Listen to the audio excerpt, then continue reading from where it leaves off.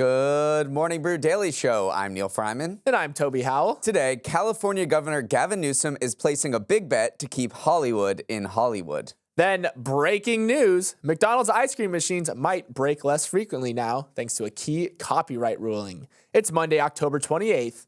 Let's ride.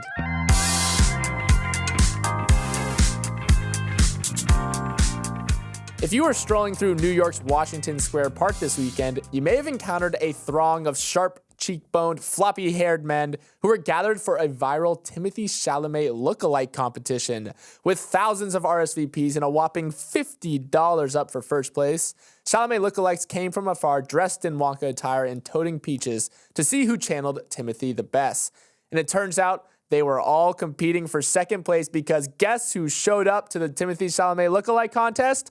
Timothée Chalamet himself. Neal, this is exactly what you are supposed to do as an A-list celebrity. Crash your own lookalike competition. Yes, but it was absolutely chaotic. Police ordered the group to disperse. They hit organizers with a $500 fine for an unpermitted costume contest. At least one person was led away in handcuffs. So all intents and purposes, this was one of the most rowdy Timothée Chalamet lookalike contests that has ever been put on. And Timothée Chalamet, his next movie, he's starring as Bob Dylan in a biopic. The biopic, is that how you say it? Biopic.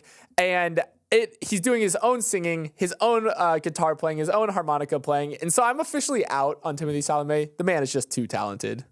Now a word from our sponsor, Bonobos. Neal, did you check my Instagram story yesterday? I did not, Toby. I see you enough as is already. Well, you missed out because I went to a wedding this weekend, and you know I had to rock my Bonobos fit. That tuxedo has turned out to be a lifesaver. It really has, but honestly, I have to show up rocking a perfect fit because then everyone will be so distracted by my stylist's tailored get-up to notice the fact that I have zero rhythm on the dance floor. A tux so good, people overlook your bad dancing.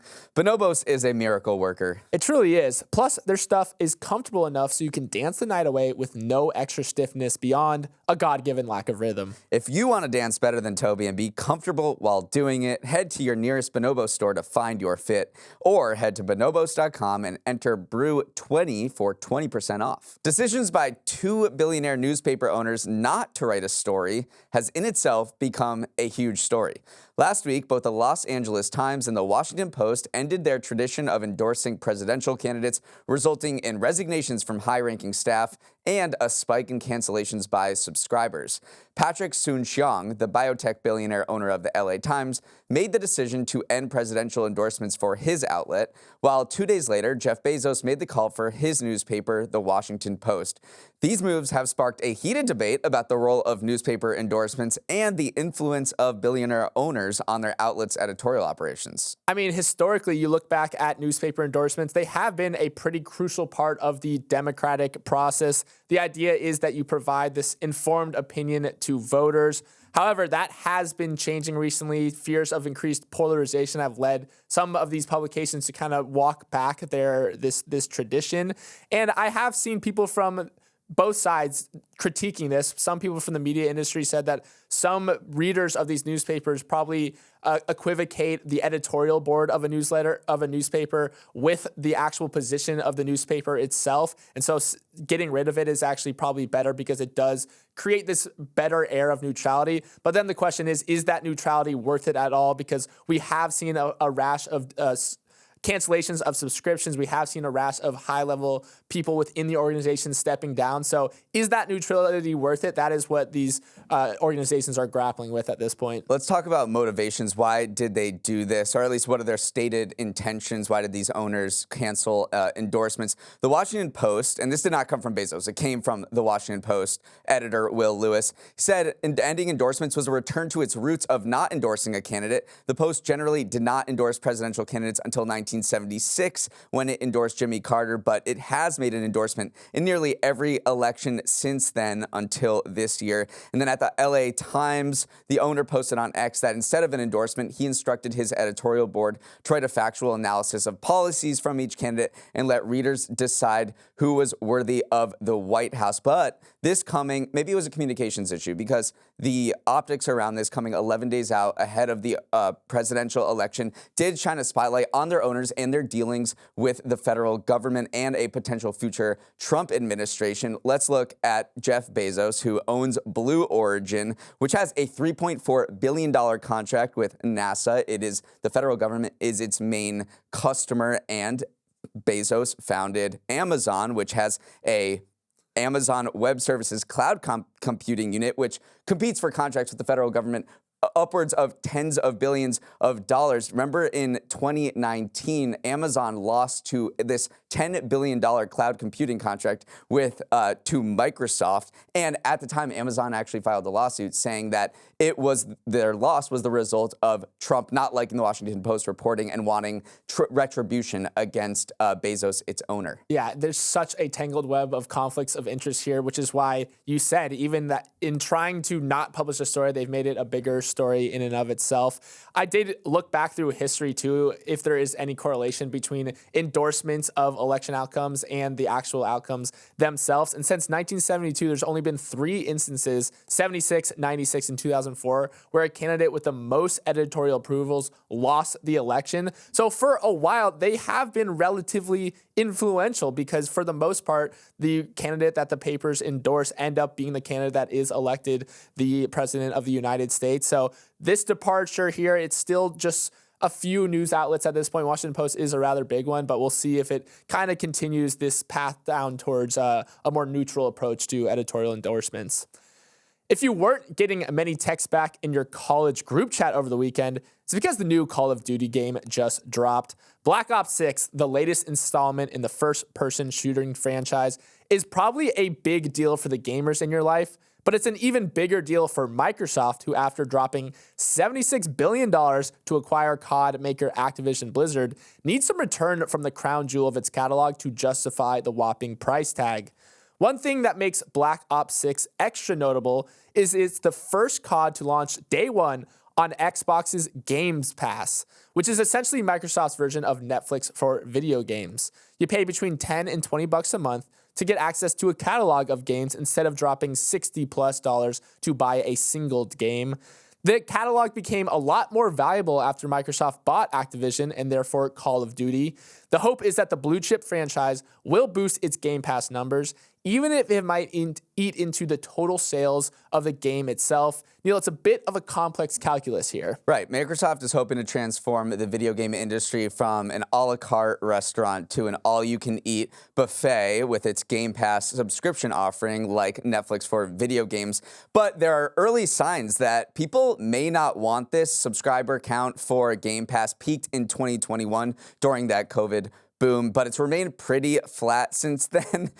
Their analysts say they have not seen much growth in the video game subscription space that many had predicted, but Microsoft has huge aspirations for Game Pass. It has a goal of reaching 110 million Game Pass subscribers by 2030, which is a huge rise from the 34 million in February this year. Analysts predict that Call of Duty specifically will add 2 to 2.5 million new subscribers of Game Pass. That is moving the needle a little bit. It's still a far cry from that 110 million that Microsoft wants, but it is interesting to see whether video game players will want this more buffet approach that has worked really well for Netflix and video TV streamers, but it has remained to be seen whether this can be applied to the video game space. And a lot of people don't think it can be applied to the video game space because if you think about how gamers actually play games, you usually hyperfixate on a couple of titles at a time. You can't be playing 20 games at the same time.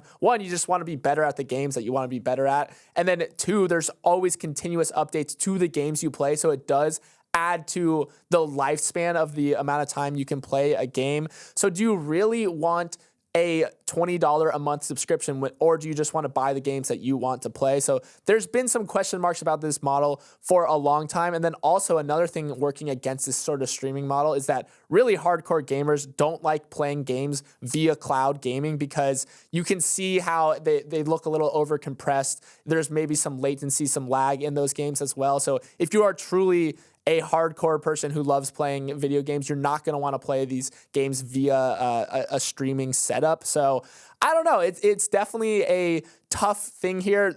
Call of Duty is the franchise that you want. It is like the GOAT of all AAA video game franchises. So if they can't make it Game Pass subscribers increase when releasing Call of Duty, then I don't know if it will ever work. So this is definitely an inflection point in Microsoft's gaming journey. There's only $76 billion riding on it. But yeah, Call of Duty is, I just want to mention this, it is one of the most successful entertainment properties that has ever been released. It's brought in over $30 billion in lifetime revenue, which is more than any other shooting series, and like most movie franchises outside of Marvel. Yeah, it is a big juggernaut. I've actually never played a Call of Duty game. It's so bad. Or maybe it's good. Who knows?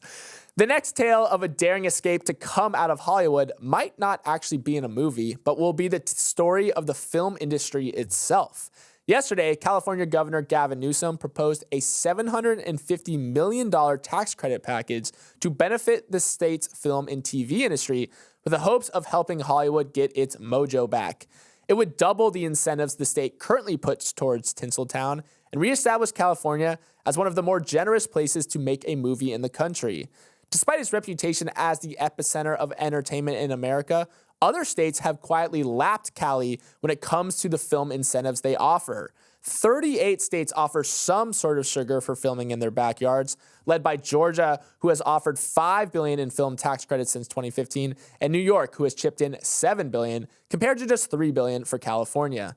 Neal, the region and the film industry has had a tough go of it recently, still reeling from the dual actor and writer strikes from last summer. Is this package the way it can get its movie magic back? Well, there's no question that there has been an exodus of TV and film production out of Los Angeles due to various factors. In Q3, film and TV production was down 5% year over year, which may sound like a slump, but then think about what happened in Q3 the year before. There was no production happening at all because there were 2 strikes going on. So the fact that you declined 5% over a year in which there wasn't anything going on is truly raising alarm bells in the California State House. So they're proposing more than doubling this tax credit from $330 million to $750 million to compete with states like Georgia, which is really eating Los Angeles's lunch for when it comes to production. And you're also competing with not just other states, but other countries as well. Canada has taken a huge bite out of LA's entertainment industry. Really, any country is upping their tax incentive game to lure film production. UK, Ireland, the UAE is shelling out tons of money as well because they see it as a good return on investment that if you bring in filming crews, then they have to spend money and it starts to trickle down effect on the local economy, which is essentially what California is banking on and what it has seen dried up over recent years. Yeah, that is how Gavin Newsom and co have to sell this as a package that will trickle down.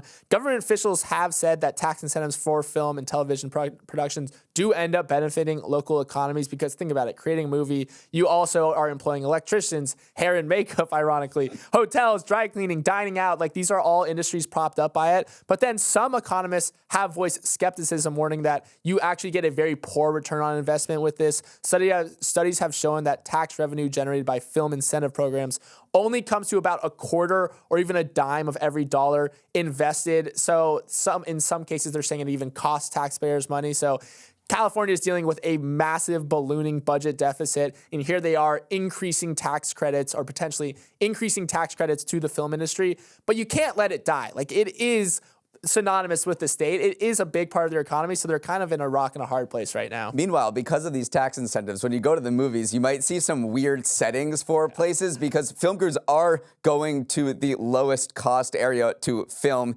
and Paddington is coming out in the UK this month. The next Paddington film opens. Everyone knows that Paddington is from Peru, but actually this was filmed in Colombia, which has raised hackles at the highest levels of the UK government. Gladiator 2 was filmed in Malta specifically because of tax incentives. So it really is reshuffling the geography of filming, which will, play out on screens as you go to the movies. Up next, take a sip of coffee and hang tight. Winners of the Weekend is coming your way. Welcome to Winners of the Weekend, the segment where Toby and I share 2 things that caught a Jaden Daniels Hail Mary. I won the pre-show espresso art competition with a beautiful tulip, so I get to go first. And my winner is food recalls. It feels like there have been so many recalls in the past few months that the next time you walk into a supermarket, the shelves will be completely empty. The trend continued on Friday when Costco said it was recalling certain packages of its Kirkland smoked salmon product, which I've eaten, over possible contamination from listeria. It was the third time Costco has been impacted by a product recall in 2 days, and it follows a slew of other scary headlines: a deadly listeria outbreak stemming from Boar's Head deli meats this summer, an E. coli outbreak from onions on McDonald's Quarter Pounders, and numerous other recalls affecting grocery stores, from ready-to-eat chicken to frozen waffles. So here's the big question. Is our food getting less safe? Are outbreaks and recalls getting more common? Before we get there, it's important to distinguish between a recall and an outbreak. An outbreak, like in the case of Boar's Head and McDonald's, indicates when people have fallen ill from a foodborne disease. A recall, on the other hand, doesn't mean anyone has gotten sick from the product. They happen because of the detection of potential contamination. There hasn't been a jump in outbreaks recently. Recalls have ticked higher this year, but not to abnormal levels. They're about in line or below pre-pandemic trends. So Toby, what explains all the headlines? Yeah, it's an interesting scenario because on the one hand, you don't want there to be too many food recalls because that means there's contaminated food out there. But on the other hand, it does mean we are getting better at catching them. Government agencies are using more advanced testing. One is called a culture-independent diagnostic tests that are just a lot more sensitive to some of these pathogens that we are trying to detect. Also, the CDC and the FDA are trying to digitize better to better track these outbreaks as they happen. So better testing does usually lead to more of these popping up. But our food supply chain is getting a little bit more complicated. There are more steps that contamination can potentially infiltrate and get into the food supply. So potentially that is leading to it as well. A lot of people eat processed foods too, and processed foods are more likely to, attract these pathogens. So it's two things are happening at once. Maybe this food supply chain is getting more complicated, but we're also just getting better at identifying these recalls when they happen. Right. And then among all countries, the U.S. ranks near the top for food safety. And good news when it comes to that McDonald's Quarter Pounder outbreak. Those burgers, if you love them, are coming back to the roughly 900 restaurants this week, which is roughly a fifth of the company's total U.S. footprint after that deadly E. coli outbreak, which was linked to onions from a single supplier, a farming operation in California. I think they're just bringing them back without the onions. So those onions are still contaminated. They've been recalled and will not appear in your Quarter Pounder. But McDonald's is bringing those burgers back to those affected outlets. My winner of the weekend is everyone with a bit of a sweet tooth. Next time you roll up to a McDonald's craving an ice cream cone, the notoriously fickle machines might actually be working. The U.S. Copyright Office recently granted a key win to third parties, allowing them to diagnose and fix commercial equipment, including the machines that make you both McFlurries and McFurious, because of how often they are broken. So why is the Copyright Office getting involved in this at all? Well, technically, the software that runs on the ice cream machines is copyrighted work, and the law states that only the manufacturer of the equipment can bypass the digital locks to provide maintenance.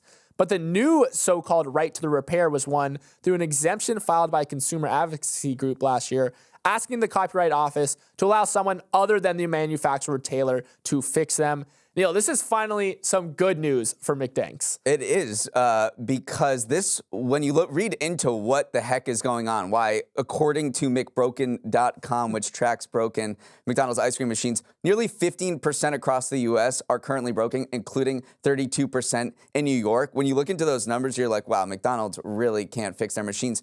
But actually, this is a problem that is because of a monopoly, because of this one manufacturer. Taylor is blocking regular people who actually operate these machines, the McDonald's franchisees, from actually fixing it because of their copyright. So they have this monopoly over this. You have to pay their service workers to go in, and it's part of this broader right to repair movement where advocacy groups are pushing against manufacturers to open up their tech and allow regular people to get in there with their Allen wrench, and I'm sure it takes a lot more than an Allen wrench, and a screwdriver to actually fix these machines machines. We've seen wins when it comes to Apple allowing people to fix their own iPhones. There's been a lot of pressure on John Deere as well. So this continues the momentum of the right to repair movement to allow regular people to fix machines that had previously you had to take to a technician that had been licensed and pay $1 bazillion. My thought was always, why is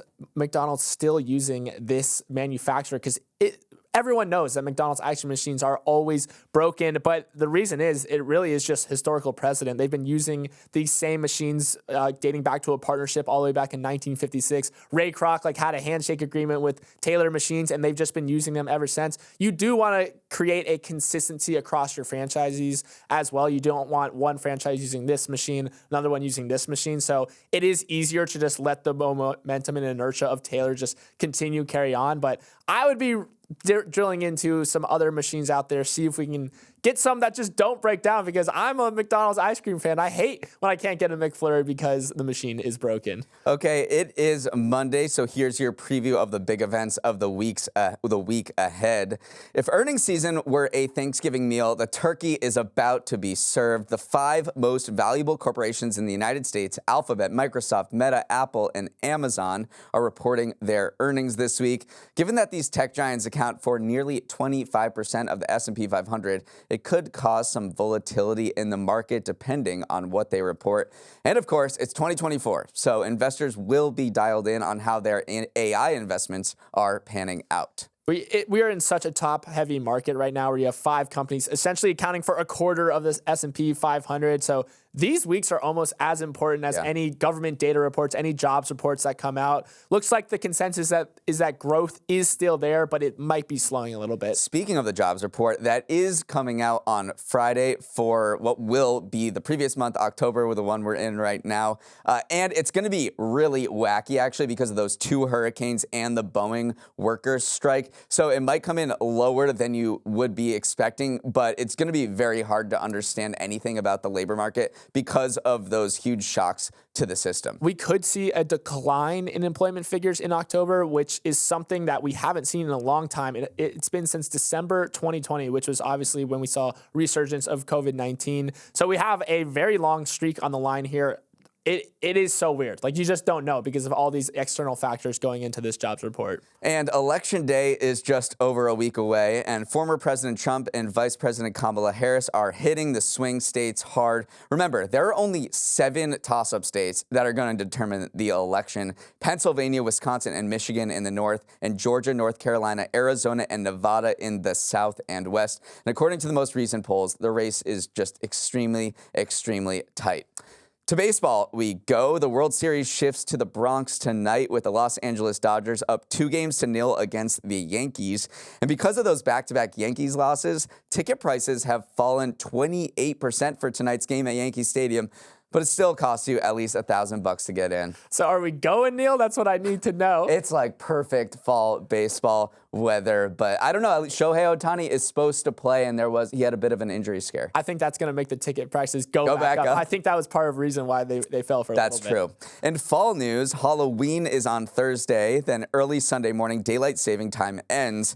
That means you get an extra hour of sleep Saturday night, but we are about to enter those brutal months where it's dark out when you leave work. And then for some early birds, you're entering work when it's dark, and then you're leaving when it's dark. That is not good territory to be in, but you do have to get to work pretty early. That's why I didn't say when you come into work early, because it's always dark when we come into work in the morning. And then finally, the New York City Marathon, the largest marathon in the world, is this Sunday. If you're planning to watch the race, look out for a formerly blonde podcaster clocking 430 miles. Our dear Toby is running it. How are you feeling less than a week out? Oh, man, I tell you what, I'm feeling a little nervous because my brother actually just ran the Marine Corps Marathon in Washington, D.C. this weekend, and he split a 3-hour and 27-second marathon, which, by the way, is agonizingly close to breaking the 3-hour barrier. But also, it just put a target on my back because I don't know if I got very competitive. That fit. Yeah, I'm competitive with him, so hopefully I get in under that 3-hour marathon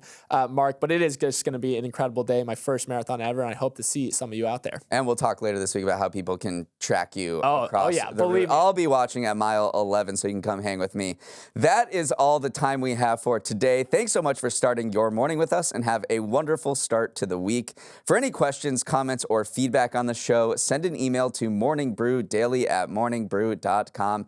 And we'd be so grateful if you shared Morning Brew Daily with your friends, family, and coworkers. Nothing says I love you, but you should probably know more about the news, like giving the gift of MBD. Toby, who should listeners share the pod with today? I want you to share the podcast with someone who has kids, because I was hanging out with my little cousins this weekend and they listened to the podcast. I think our new demographic might be the 8 and under age group. So if your kid is in kindergarten, send them to school with a note saying, share this episode of the podcast. We might be inspiring the next generation of youth. Let's roll the credits. Emily Milliron is our executive producer. Raymond Liu is our producer. Olivia Graham is our associate producer. Uchenna Ogu is our technical director. Billy Menino is on audio. Hair and makeup has never felt the call of duty. Devin Emery is our chief content officer, and our show is a production of Morning Brew. Great show today, Neal. Let's run it back tomorrow.